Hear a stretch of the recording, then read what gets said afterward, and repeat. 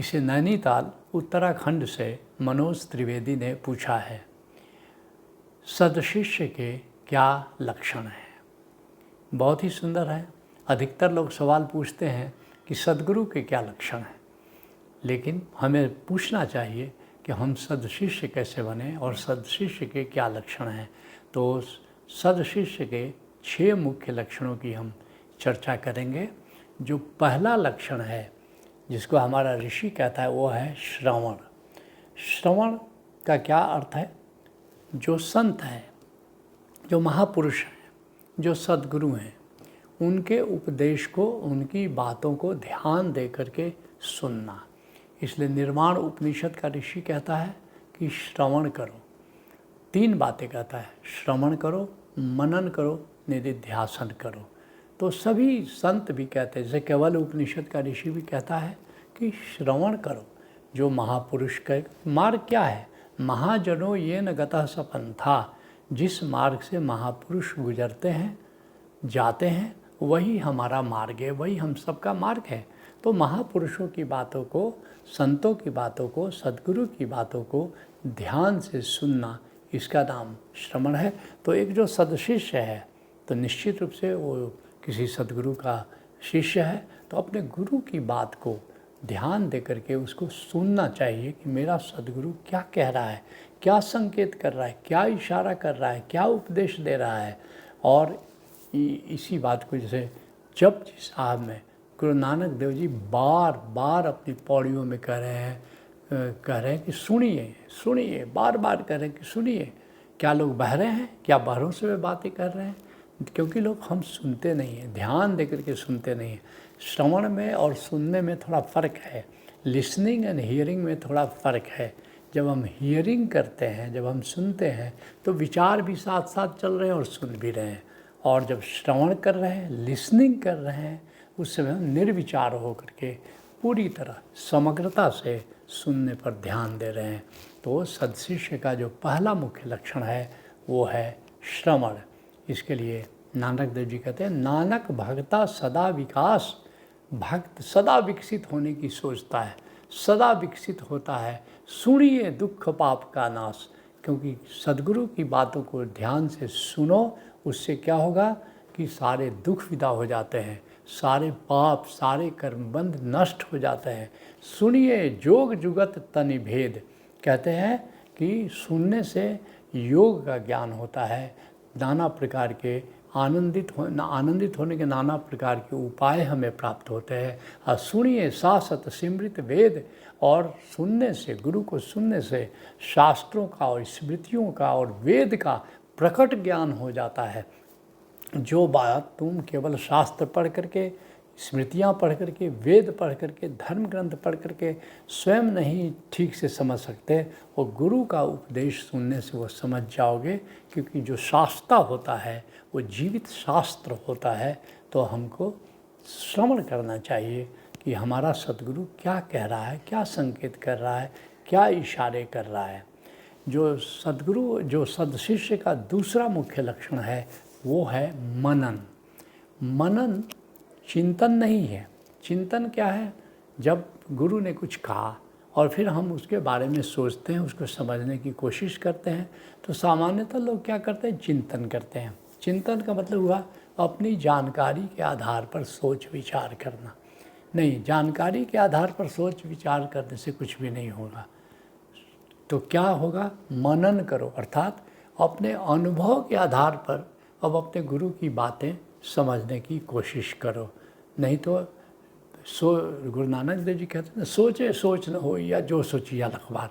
कितना भी तुम सोचो, चिंतन की बात कर रहे हैं, लाख बार सोचो, उससे बात समझ में नहीं आती। लेकिन मनने की गति कहीं नहीं जाई। कहते कि मनने की गति कहीं नहीं जाई। जो मनन अगर करोगे तो निश्चित रूप से तुम्हारी प्रगति होगी, और मनन ही तुमको सत्य के निकट ले जाता है। तो हमको मनन करना है। इससे क्या होगा? प्रज्ञा जगेगी, विवेक जगेगा, तुम विवेकशील होगा।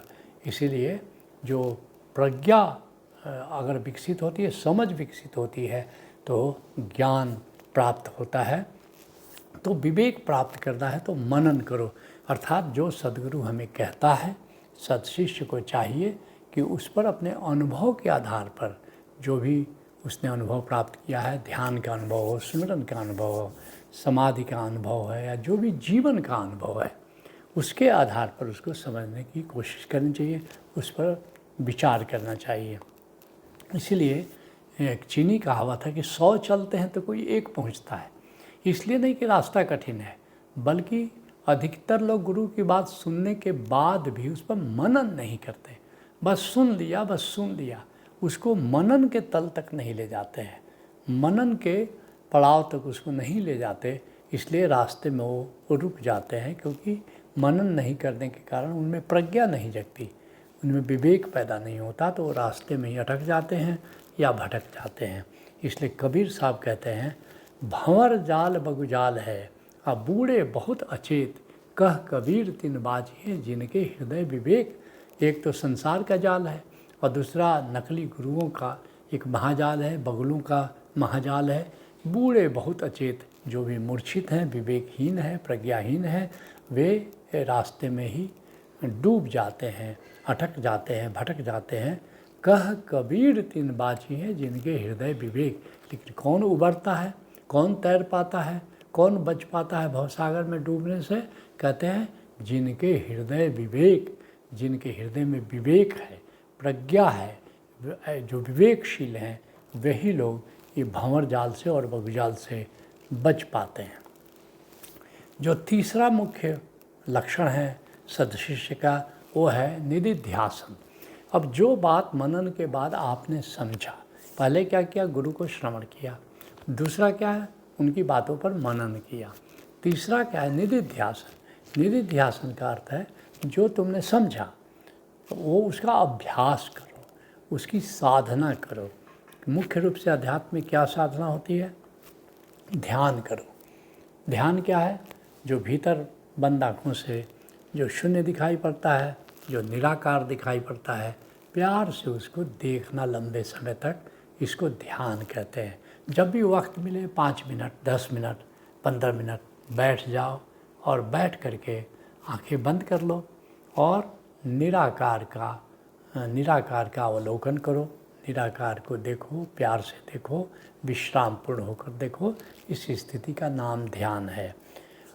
उसी तरह से निधिध्यासन में दूसरा महत्वपूर्ण है दृष्टा, अर्थात हम बाहर के जगत में जीते हैं और बाहर के जगत में ऐसा समझ लो कि जैसे हवाएं चल रही हैं तो समंदर में लहरें उठती हैं।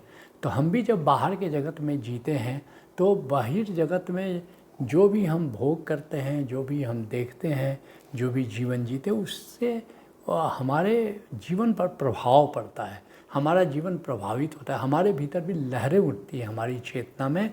तो वो उस उन लहरों को, उन तरंगों को हमने देखा कि नहीं देखा, तो जो भी विचार उठते हैं, जो भी भाव उठते हैं, उनको मैं लहरें कह रहा हूँ। तो अपने विचारों के प्रति जागना, अपने भावों के प्रति जागना, अपनी सांस के प्रति जागना, इसको कहते हैं दृष्टा। तो इसकी भी साधना भी हमको करनी है, इसका भी निधिध्यासन करना है। वैसे ही निधिध्यासन में तीसरा जो मुख्य अंग है साक्षी। साक्षी तो ओशो कहते हैं कि सबसे महत्वपूर्ण साधना साक्षी है। चाहे तुम संसार में जी रहे हो या कि भक्ति में जी रहे हो कि साधना में जी रहे हो, साक्षी सबसे महत्वपूर्ण निधिध्यासन है कि जो भी करो आत्मस्मरण के साथ करो। संसार में कर्म कर रहे हो तो आत्मस्मरण के साथ करो। अगर तुम सुमिरन कर रहे हो, प्रभु का सुमिरन कर रहे हो, तब भी आत्मस्मरण के साथ करो। तो साक्षी की साधना करनी है।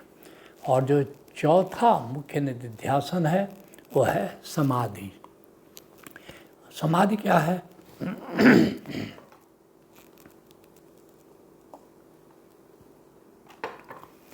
ध्यान समाधि का पूर्वार्ध है और समाधि ध्यान का उत्तरार्ध है।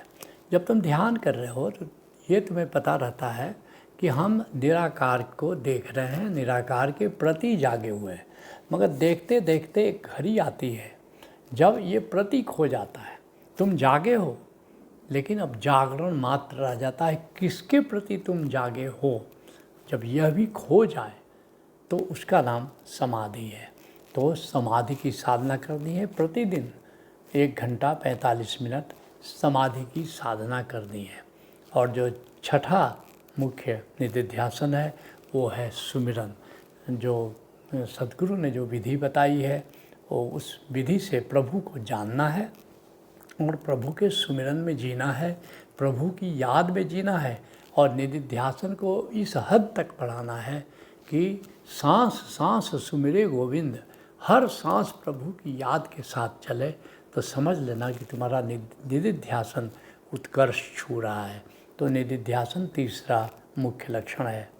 और फिर चौथा मुख्य लक्षण है अहोभाव में जीना। सामान्यतः संसार में हम जीते हैं और नाना प्रकार की शिकायत की लहरें हमारे मन में उठती रहती हैं। ये शिकायत हमको साधना में पीछे ले जाती है, क्योंकि हर शिकायत परमात्मा से शिकायत है। लेकिन इसकी जगह हम अपने जीवन में अहोभाव को अपनाएं, एक ग्रैटिट्यूड में रहें, एक थैंकफुलनेस हो, एक धन्यवाद भाव हो, तो साधना में प्रगति होती है। और ये अहोभाव हमको सद्गुरु के प्रति भी अहोभाव में जीने की प्रेरणा देता है। तो ये अहोभाव हमको बुद्धत्व तक ले जा सकता है, आगे भी ले जा सकता है। इसलिए आनंद गीता में हमने कभी लिखा था, जो रहता अपनी मस्ती में जिंदगी बोध की गीता है, निष्काम और निरअहंकार जो धन्यवाद में जीता है, वह बोधिसत्व है वंदित है, उसका बुद्धत्व सुनिश्चित है। संबोधिम शरणम गच्छामि भज ओशो शरणम गच्छामि। तो अहोभाव में हमको जीना है। जो पांचवा मुख्य गुण है वो है आज्ञाकारिता। जो गुरु हमको आज्ञा दे रहा है, जो गुरु कह रहा है, तो उसमें बिना नानुच किए गुरु की आज्ञा का हमको पालन करना है। इसलिए संत चरणदास कहते हैं, गुरु कहे सो कीजिए और करे सो कीजिए नहीं। बड़ी साफ बात करें, जो गुरु कह रहा है हम वो नहीं करते, जो गुरु कर रहा है वो हम करते हैं। जैसे वो कैसा ड्रेस पहन रहा है तो वैसा ड्रेस पहनने लगते हैं।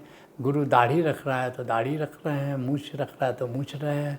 तो गुरु के आचरण की हम कॉपी करने लगते हैं। नहीं, नकल नहीं करना है, बल्कि गुरु हमारे लिए जो हमें देख करके कह रहा है तो वो हमको करना है। गुरु कहे सो कीजिए और करे सो कीजिए नहीं। अनुकरण मत करो। चरणदास की सीख या रख लीजिए उर्माही। चरणदास कहते हैं कि मेरी इस बात को अपने हृदय में धारण करो। ऐसे ही गुरु रामदास जी कहते हैं, गुरु झिड़के तो मीठा लागे। गुरु तुम्हारे अहंकार की पूंछ पर बहुत बार पाँव रख देता है और तुम बिदक जाते हो। वो जानबूझ के रखता है, जानबूझ के रखता है कि देखते हैं कि ये रस्सी कितनी जली और कितनी अभी बाकी है। क्योंकि जैसे जानवरों को अपनी पूंछ बहुत प्रिय होती है, उनके कंधे को सहलाओ, उनके शरीर को सहलाओ, बड़े प्रसन्न होते हैं। लेकिन अगर उसकी पूंछ पर पाँव रख लो तो बस वो गुर्राने लगता है, चाहे वो कुत्ता हो, बंदर हो, कोई भी हो। तो ऐसे ही जब कोई हमारे अहंकार की पूंछ पर पाँव रख देता है तो फिर हम भी गुर्राने लगते हैं, हम भी बिदकने लगते हैं। तो जान बच करके गुरु कभी कभी तुम्हारे अहंकार की पूंछ पर पाँव रख करके देखता है कि ये बंदे में ये पूंछ की अकड़ कितनी बाकी है। लेकिन अगर वो हमको कुछ कहता है, हमको कुछ समझाता है, कभी कभी झिड़कता भी, कभी कभी डांटता भी है, तो उसमें बुरा न मानकर तुमको लगता है गुरु ने मुझे अपना समझा, तब तो मुझे ऐसी बात कही, तब तो मुझे ऐसी नसीहत दी। अगर ये भाव तुम्हारे भीतर पैदा हुआ तो तुम भी गुरु रामदास जी की तरह कहोगे, गुरु झिड़के तो मीठा लागे। तब समझना कि तुम सदशिष्य हो। ऐसे ही कबीर साहब कहते हैं, गुरु कुम्हार शिष्य कुंभ। गुरु की भूमिका है।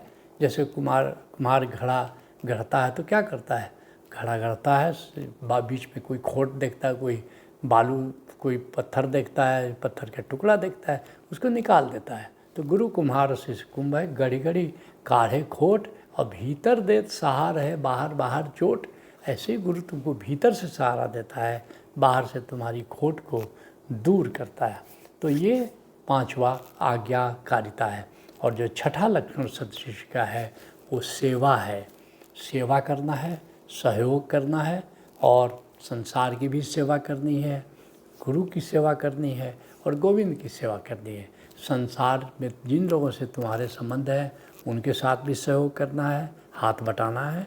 और दूसरा सद्गुरु के कार्य को बढ़ाने में उनका सहयोग करना है, सद्गुरु के मिशन को पूरा करने में उनका सहयोग करना है, क्योंकि जो सहयोग करता है सद्गुरु उस पर प्रसन्न होता है कि क्योंकि सद्गुरु का मिशन अपना मिशन नहीं है, सारे संतों का मिशन है, ये धर्म चक्र के अंतर्गत है। तो निश्चित सद्गुरु की कृपा उस पर बरसती है। और फिर गोविंद की सेवा करनी है। जैसे गोविंद सभी बंदों को खुश देखना चाहता है, सभी जानवर, पशु, पंछी, वो सबके जीवन की रक्षा करता है, उसके पालन पोषण में मदद करता है, तो हमें भी उसमें सहयोग करना है। इसके लिए गुरु अर्जुन देव जी कहते हैं, करो विनंती सुनो मेरे मीता संत टहल की बेला। मैं तुझसे प्रार्थना कर रहा हूँ कि ये संत का टहल करो, संत की सेवा करो। यहाँ खाट चलो हरिलाहा, यहाँ पर निधिध्यासन करो, साधना करो। और जो पूंजी तुम्हारी अपनी है, लाहा कहते जो पूंजी तुम्हारी है उसको किसी से वापस लेना, तो सद्गुरु के पास तुम्हारी पूंजी पड़ी है, आत्मज्ञान की पूंजी, आत्मधन की पूंजी, उसको तुम लो। आगे बसंत सुहेला, फिर आगे का जीवन तुम्हारा आनंदित हो जाता है। अवध घटे दिनस रह नारे, और याद रखना टालो नहीं, रोज़ रोज़ आयु घटती जा रही है। मन गुरु मिली काज समारे, इसे कहता है मेरे मन सद्गुरु से मिल करके अपना काम बना लो और जीवन की बाजी जीत करके यहाँ से जाओ।